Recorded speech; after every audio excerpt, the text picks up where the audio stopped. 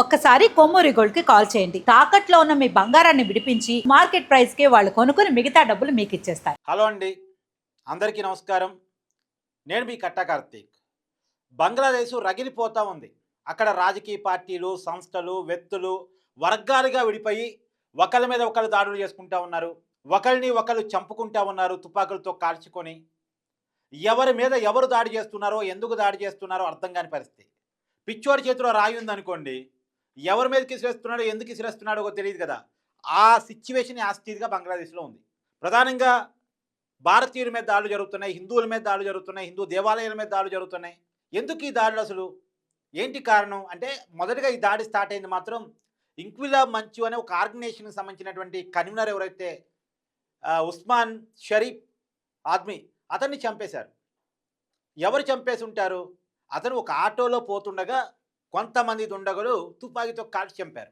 మొదట వచ్చిన పుకారు ఏంటంటే, ఆ కాల్చి చంపిన వాళ్ళు భారతదేశానికి వచ్చారు అని మొదటి ప్రచారం చేశారు. తర్వాత చేసిన ప్రచారం ఏంది, అసలు భారతీయులే కాల్చి చంపారు అని, భారతదేశానికి సంబంధించినటువంటి వాళ్ళు కాల్చి చంపారు అని చెప్పేసి తర్వాత ప్రచారం. తర్వాత నిన్నో మొన్నో ఇంకొక యంగ్ లీడర్ చనిపోయాడు, అతన్ని కూడా భారతీయులే చంపారని ప్రచారం చేయడం మొదలెట్టారు. ఎందుకు? బంగ్లాదేశీ వాళ్ళలో భారతీయ వ్యతిరేకత నింపాలి. భారతీయ వ్యతిరేకత నింపడం ద్వారా ఏం చేయాలి? వాళ్ళని టెర్రరిస్టుగా మార్చుకోవాలి. భారతదేశం మీదకి వాళ్ళని వదలాలి టెర్రరిస్టుగా మార్చుకొని. ఎందుకంటే అక్కడ యువత అసహనంలో ఉంది, ఆవేశంలో ఉంది. ఏది మంచి ఏది చెడు తెలుసుకోలేని సిచ్యువేషన్లో ఉంది. మీరు చూడండి, కరెక్ట్గా గత జూలై ఆగస్టులో వాళ్ళ దేశంలో ఒక అంతర్గత సంక్షోభం, షేక్ హసీనా ప్రభుత్వానికి వ్యతిరేకంగా అక్కడ ప్రజలు, అక్కడ యువత తిరగబడ్డారు. దానికి కారణం ఆర్థిక అసమానతలు కావచ్చు, నిరుద్యోగం కావచ్చు, పేదరికం కావచ్చు. అక్కడ నిజంగానే సమస్యలు ఉన్నాయి, ఆ సమస్యలే కారణం కావచ్చు. కానీ ఆ సమస్యలను అడ్వాంటేజ్గా తీసుకున్న పాకిస్తాన్ ప్రేరేపిత తీవ్రవాద సంస్థలు, పాకిస్తాన్ అతివాద శక్తులు వీళ్ళకి నాయకత్వం వహించడం స్టార్ట్ చేశాయి. తర్వాత ఎప్పుడైతే షేక్ హసీనా బంగ్లాదేశ్ నుంచి పారిపోయి బయటకు వచ్చిందో, వెంటనే అక్కడ మహమ్మద్ యూనస్ పేరుతో ఒక తాత్కాలిక ప్రభుత్వం ఏర్పడింది. తాత్కాలిక ప్రభుత్వం ఏం చేయాలి? శాంతిని నెలకొల్పాలి.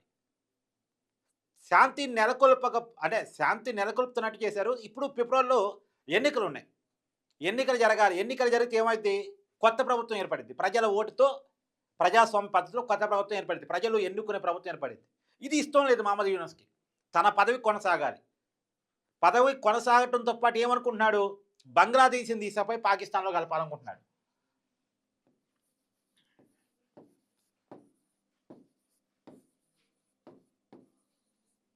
బంగ్లాదేశ్ని తీసుకెళ్ళి పాకిస్తాన్లో కలపాలనుకుంటున్నాడు. అసలు ఒకప్పుడు పాకిస్తాన్ నుంచి విడిపోయిన దేశం బంగ్లాదేశ్. పాకిస్తాన్ నుంచి 1971-72లో మనం సపోర్ట్ చేయటం ఫలితంగా పాకిస్తాన్ నుంచి విడిపోయి బంగ్లాదేశ్ ఏర్పడింది. మళ్ళీ బంగ్లాదేశ్ తీసిపోయి పాకిస్తాన్లో కలపాలనేది ఇప్పుడు అక్కడ తాత్కాలిక అధ్యక్షుడిగా ఉన్నటువంటి మహమ్మద్ యూనస్ అతను అలా అభిప్రాయపడుతున్నట్టుగా వార్తలు వస్తున్నాయి. అందుకని అతనే అతివాద శత్రువులతో కలిపి, ఇప్పుడు ఎగ్జాంపుల్ నేను ఇందా చెప్పాను, ఇంక్విలాబ్ మంచు కన్వీనర్గా ఉన్నటువంటి ఉస్మాన్ షరీఫ్ని చంపేశారని చెప్పాను. ఆ షరీఫ్ని చంపే అవసరం ఎవరికి ఉంటుంది? అంటే అతను ఏం అడిగాడు అసలు? యాక్చువల్గా అతను ఒక రాజకీయ పార్టీగా మారదాం అనుకున్నాడు. అతను ఒక ఆర్గనైజేషను, గతంలో షేక్ హసీనా ప్రభుత్వానికి వ్యతిరేకంగా జరిగిన ఆందోళనలో నాయకత్వం వహించినటువంటి ఒక యువజన నాయకుడు. సరే, అతని పోరాటం రైట్ రంగ పక్కన పెట్టండి, కానీ అతనైతే పోరాడాడు, అక్కడ యువతకి ఒక ఐడియాలజికల్ సింబల్గా ఉన్నాడు. అతను తమ సంస్థని రాజకీయ పార్టీగా మార్చుకొని ఫిబ్రవరిలో జరిగేటువంటి ఎన్నికల్లో పోటీ చేయాలనుకున్నాడు. కానీ అతని సంస్థకి రాజకీయ పార్టీగా మారటానికి, రాజకీయ పార్టీ గుర్తింపునవ్వడానికి అక్కడ ఉన్నటువంటి తాత్కాలిక ప్రభుత్వం యొక్క కన్వీనర్ ఎవరైతే మహమ్మద్ యూనస్ ఉన్నాడో అతను ఇష్టపడలేదు. అంటే ఇప్పుడు ఎవరికెవరికి గొడవలు ఉన్నట్టు? మహమ్మద్ యూనస్కి, ఇప్పుడు ఉస్మాన్ షరీఫ్కి గొడవ ఉన్నట్టు లెక్క. అంటే ఉస్మాన్ షరీఫ్ రాజకీయ పార్టీగా మారి ఎన్నికల్లో పోటీ చేయటాన్ని మహమ్మద్ యూనస్ వ్యతిరేకిస్తున్నాడు. కానీ షరీఫ్ ఏం తెలుసుకున్నాడు? రాజకీయ పార్టీగా గుర్తింపు రాకపోయినా సరే ఇండిపెండెంట్గా పోటీ చేయడానికి సిద్ధపడ్డాడు. ఇండిపెండెంట్గా పోటీ చేయడానికి సిద్ధపడ్డ క్రమంలోనే అతన్ని చంపేశారు. ఇప్పుడు ఎవరు చంపేసి ఉంటారు చెప్పండి మీరే? ఎవరికైనా అర్థమవుతుంది కదా ఎవరు చంపేసి ఉంటారు అనేది. ఎవరి మనుషులు చంపేసి ఉంటారు అనేది ఎవరికైనా అర్థమైపోతుంది కదా. దానికి భారతదేశానికి ఏంటి సంబంధం? దానికి భారతదేశానికి ఏంటి సంబంధం? వాళ్ళ ఇంటర్నల్ ఇష్యూస్, వాళ్ళ మధ్య ఉన్నటువంటి విభేదాలు, వాళ్ళ వాళ్ళ పదవుల గోల.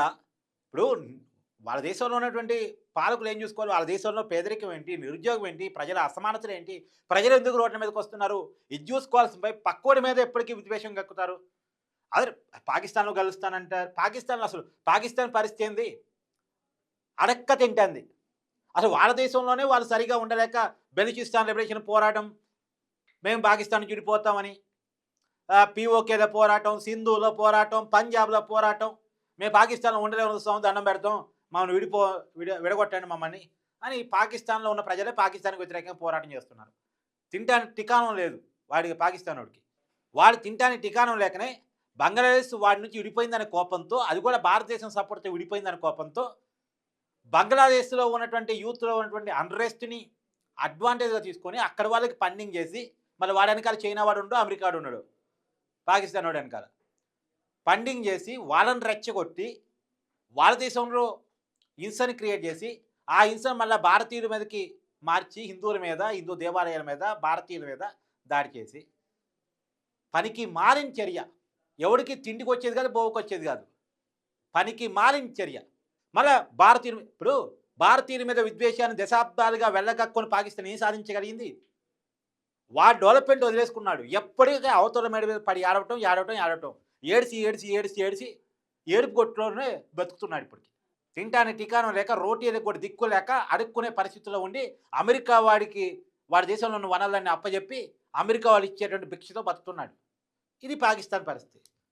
అర్థం చేసుకోగలగాలి కదా వాస్తవాన్ని, రియాలిటీని. అక్కడికి కనీసం నాయకులు, పాలకులు అర్థం చేసుకుని ప్రజలకు హితబోధ చేయాలి కదా. కానీ అక్కడ పరిస్థితులన్నీ తీవ్రవాదుల చేతుల్లోకి, ఉగ్రవాదుల చేతుల్లోకి, అతివాద శక్తి చేతుల్లోకి పోతున్నాయి అనేటువంటి ఒక భయానక వాతావరణం క్రియేట్ అవుతుంది. సో భారతదేశం మాత్రం వాళ్ళ ఇంటర్నల్ ఇష్యూస్లో జోక్యం చేసుకోవడానికి ఇంట్రెస్ట్గా లేదు. Very clear.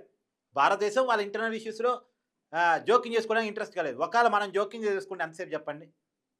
మనకన్నా పెద్ద సమస్య అది. బంగ్లాదేశ్ని, మన పక్కన ఉన్న నేపాల్ని, పాకిస్తాన్ ఇప్పుడున్న పరిస్థితుల్లో ఆక్యుపై చేసుకునే పెద్ద విషయం. కానీ ఆ తలకరుపులో మనకెందుకు చెప్పండి? మనం శాంతిని నమ్ముకున్న వాళ్ళం, సామరస్యాన్ని నమ్ముకున్న వాళ్ళం. ఇదివరకు మనం పీఓకేనే స్వాధీనం చేసుకోదలుచుకోండి ఎంతసేపు. కాకపోతే యుద్ధానికి పోదాం అన్న మైండ్ సెట్ మంది కాదు. ఆటోమేటిక్గా ఏదో ఒక రోజు వాస్తవాన్ని గ్రహించిన రోజు వాళ్ళే మన దగ్గరికి వస్తారు. రియాలిటీని తెలుసుకున్న రోజు. మన డెవలప్మెంట్ మీద దృష్టి పెట్టాం. మన నమ్ముకోని ఉండి భారతీయ పౌరసత్వం ఉన్నటువంటి వాళ్ళ డెవలప్మెంట్ మీద దృష్టి పెట్టినాం. మనం ప్రపంచంలో 5వ ఆర్థిక శక్తిగా ఎదుగుతున్నాం. ఆర్థికంగా మనమేంటి చూపించుకున్నాం. ఈ ప్రపంచంలో అత్యధిక యువత ఉన్న దేశంగా భారతదేశం ఉంది. టెక్నాలజీలో దూసుకుపోతూ ఉంది. రియాలిటీలో భారతదేశం ఇలా ఉంది. పాకిస్తాన్ లాంటి దేశాలు కనుక యుద్ధానికి వస్తే 1-2 డేస్లోనే పాకిస్తాన్కి చుక్కలు చూపించి కాళ్ళబేరాన్ని తెచ్చుకున్నాం.